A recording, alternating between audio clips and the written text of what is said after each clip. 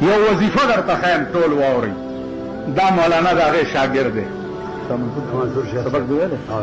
دا د هغه شاګرد دی.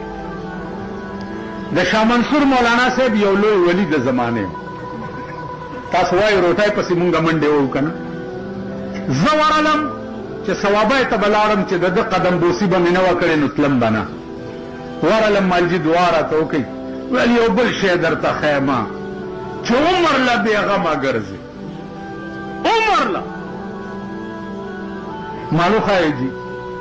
ویل د مازدیګر مانځه نه رستو 100 کرتې یا وهاب ووایه هر شی به تا پسې منډه وایي.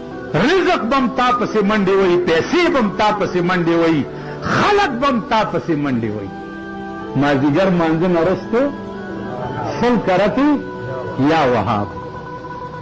شاه ابن ادهم د نوابی لباس بدل کا، یا نادان ازان د محمد د چمن گل کا.